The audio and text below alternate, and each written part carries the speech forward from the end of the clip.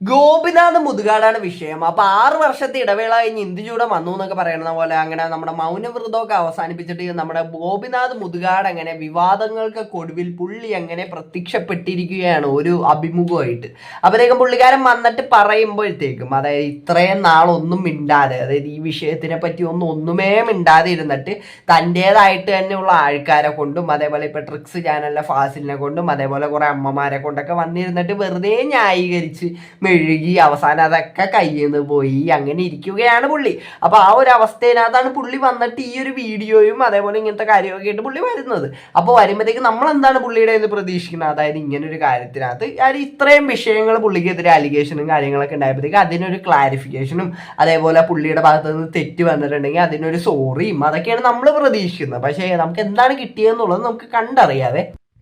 നമുക്ക് രണ്ട് കാര്യങ്ങളാണ്. ഒന്ന്, നമ്മൾ ഇത്തരം വിവാദങ്ങളുമൊക്കെ വരുന്ന സമയത്ത് നമുക്ക് നമ്മളിലേക്ക് തന്നെ നോക്കാനുള്ളൊരു അവസരം കിട്ടും. കാരണം 2-3 രീതിയിലാണ്. ഒന്ന്, നമുക്ക് ഇതിനെ നിസ്സാരമായിട്ട് അവഗണിക്കണോ, അതല്ലെങ്കിൽ നമ്മളതിനകത്ത് നിന്ന് കാര്യങ്ങൾ പഠിച്ച് നമ്മൾ കറക്റ്റ് ചെയ്യേണ്ട കാര്യങ്ങൾ കറക്റ്റ് ചെയ്ത് മുന്നോട്ട് പോകണം. തീർച്ചയായിട്ടും ഞാൻ സാധാരണ ചെയ്യാറുള്ളത് ഇത്തരം വിമർശനങ്ങൾ വരുന്ന സമയത്ത് അതിൽ നിന്ന് കാര്യങ്ങൾ പഠിച്ച് ഏതാണോ കറക്റ്റ് ചെയ്യേണ്ടത് അതെല്ലാം കറക്റ്റ് ചെയ്ത് മുന്നോട്ട് പോകുക എന്നുള്ളതാണ് ലക്ഷ്യം. അതിൽ തന്നെയാണ് ഇപ്പോൾ മുന്നോട്ട് ഫോക്കസ് ചെയ്തുകൊണ്ടിരിക്കുന്നത്.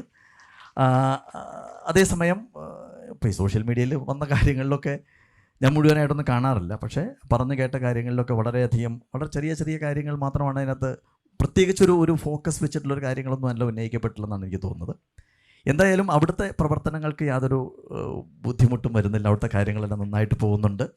നമ്മുടെ ഒരു സ്വപ്നം എന്ന് പറയുന്നത് കാസർഗോഡ് ഇപ്പോൾ ഒരു വലിയ പ്രോജക്റ്റ് തുടങ്ങണമെന്നുള്ളൊരു ആഗ്രഹമുണ്ട്. അപ്പോൾ അതിലേക്കാണ് ഇപ്പോൾ എൻ്റെ 100% ശ്രദ്ധ. ഞാൻ നേരത്തെ പറഞ്ഞല്ലോ, മറ്റുള്ള രാജ്യങ്ങളിലൊക്കെ ഉള്ളതുപോലെ തന്നെ വളരെ മികച്ച രീതിയിൽ ഈ ഡിസബിലിറ്റി സെക്ടറിലൊരു ആശുപത്രി അടക്കമുള്ള ഒരു സംവിധാനങ്ങളോട് കൂടിയിട്ട് മുന്നോട്ട് പോകണമെന്നുള്ളൊരു സ്വപ്നമായിട്ട് മുന്നോട്ട് പോയിക്കൊണ്ടിരിക്കുകയാണ്. അത്രയേ ഉള്ളൂ.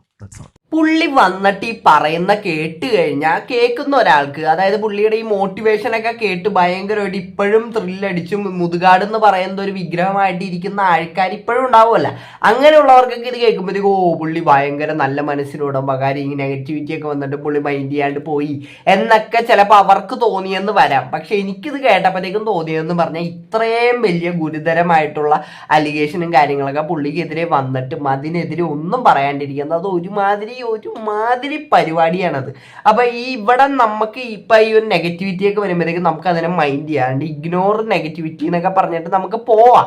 എങ്ങനത്തെ കേസിനകത്താണെന്ന് അറിയോ? ഇപ്പൊ നമ്മളെ ബാധിക്കാത്തതോ അല്ലെങ്കിൽ നമ്മളെ ഒരു കാര്യം നമുക്ക് അതിനകത്തൊന്നും ചെയ്യാൻ പറ്റില്ല എന്ന് നമുക്ക് ഉറപ്പുള്ള ഒരു കാര്യത്തിനകത്ത് അതിനൊക്കെ ഓർത്ത് നമ്മൾ വെറുതെ വറി ചെയ്തിട്ട് നിന്നിട്ടും ആ നെഗറ്റിവിറ്റിനകത്തേക്ക് നമ്മൾ തലയിട്ട് നിന്നിട്ടും പ്രത്യേകിച്ച് കാര്യമൊന്നുമില്ല. അങ്ങനെയുള്ള നെഗറ്റിവിറ്റിനെയൊക്കെ നമുക്ക് വേറെ വഴിക്ക് എന്തോ നടന്നോട്ടെ എന്ന് പറഞ്ഞ് നമുക്ക് വേണമെങ്കിൽ വിടാം. പക്ഷെ ഇവിടെ നടക്കുന്നത് അങ്ങനെയല്ല.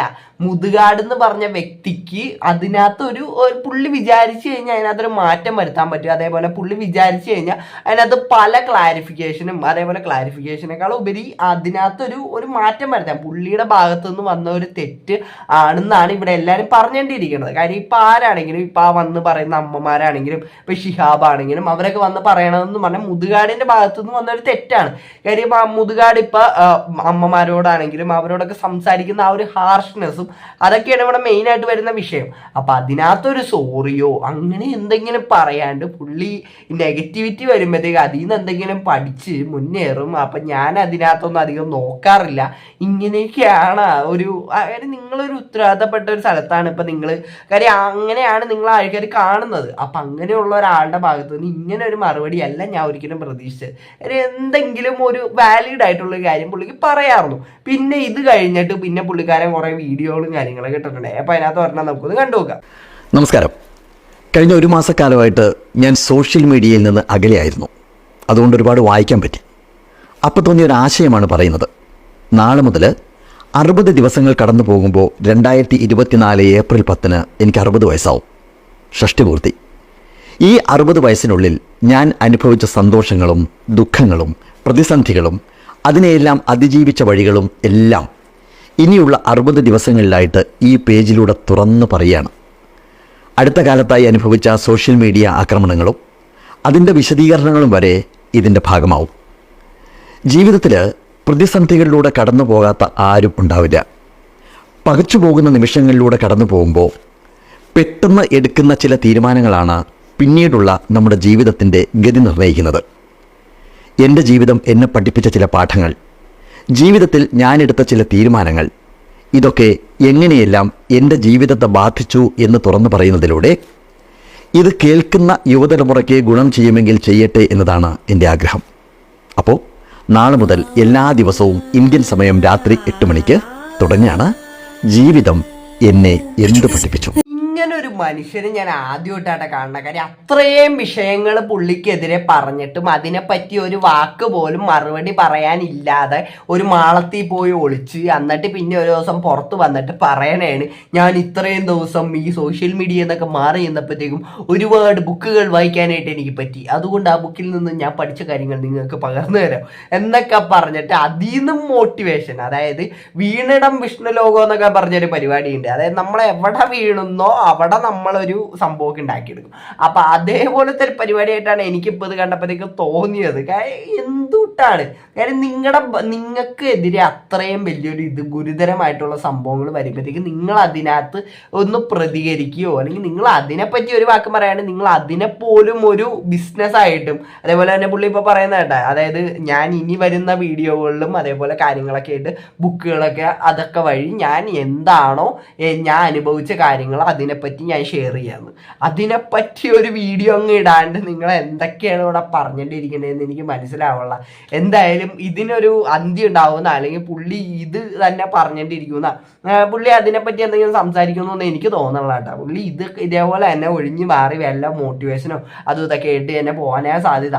ഇനി എത്ര പേര് പുള്ളിക്കാരൻ്റെ മോട്ടിവേഷൻ ഇപ്പോഴും കേട്ട് കോരിത്തരിച്ച് രോമാഞ്ചം വന്നിരിക്കുമെന്നൊന്നും എനിക്ക് അറിഞ്ഞുകൂടാ. എനിക്ക് എന്തായാലും ഇനി അത് കേട്ടാൽ എനിക്കൊന്നും തോന്നില്ല.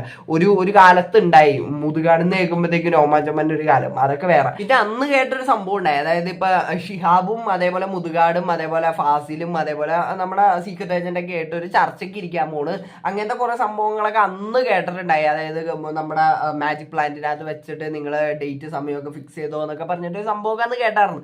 പിന്നെ അതിനെപ്പറ്റി ഒരു വിവരം ഉണ്ടായില്ല. പക്ഷേ സീക്രട്ട് ഏജന്റിന്റെ കഴിഞ്ഞ ദിവസത്തെ വീഡിയോനകത്ത് പുള്ളിക്കാരൻ പറയുന്നുണ്ടായി, നിങ്ങൾ ഡേറ്റ് സമയം പറഞ്ഞോ ഞങ്ങൾ റെഡിയാണെന്നുള്ള രീതിക്ക് അവരുടെ ഭാഗത്തുനിന്ന് പറയുന്നുണ്ട്. പക്ഷെ മുതുകാടോ അവരുടെ ഭാഗത്തുനിന്ന് അങ്ങനെ ഒരു സംഭവക്കാര് ഇപ്പൊ നമ്മളെന്തെങ്കിലും തെറ്റ് ചെയ്തിട്ടുണ്ടെങ്കിൽ ആ നമ്മൾ പേടിക്കേണ്ട കാര്യമുള്ളൂ എന്നൊരു സംഭവം എനിക്ക് അങ്ങനെ ഒരു വിശ്വാസമുണ്ട്. അപ്പൊ ആ ഒരു സാധനത്തിനെ സ്വാധീനീകരിക്കുന്ന രീതിക്കാണ് ഇപ്പൊ ഈ മുതുകാടിന്റെ പല പ്രവർത്തികളും കാണുമ്പോഴത്തേക്ക് എനിക്ക് അതിനകത്ത് തോന്നുന്നത്. അല്ലെ പുള്ളിയുടെ ഭാഗത്ത് തെറ്റില്ലെങ്കിൽ പിന്നെ എന്തുകൊണ്ട് പുള്ളി അതിനെപ്പറ്റി സംസാരിക്കുന്നില്ല, അതേപോലെ എന്തുകൊണ്ട് പുള്ളി ആ ഒരു വിഷയത്തിനെ തന്നെ അഡ്രസ്സ് ചെയ്യുന്നില്ല. പുള്ളി അതിനെപ്പറ്റി ഒന്നും പറയാണ്ട് മൊത്തത്തിൽ അങ്ങ് ഒഴിഞ്ഞു മാറി നടക്കണതാണ് ഇപ്പൊ ഇവിടെ നടന്നിട്ടിരിക്കുന്നത്. എനിക്ക് ഇത്ര തന്നെ എനിക്ക് വിഷയത്തിനകത്ത് പറയാനുള്ളൂ. അപ്പൊ എന്താണ് ഇതിനെപ്പറ്റി നിങ്ങൾക്ക് പറയാനുള്ളത് ഈ വീഡിയോയുടെ കമന്റ് ആയിട്ടുണ്ട്. അപ്പൊ വീഡിയോ ഇഷ്ടപ്പെട്ടാൽ മാത്രമല്ല സബ്സ്ക്രൈബ് ചെയ്യുക. എല്ലാവർക്കും അടുത്തൊരു വീഡിയോ കാണുന്നവർക്ക് tata bye bye. See U.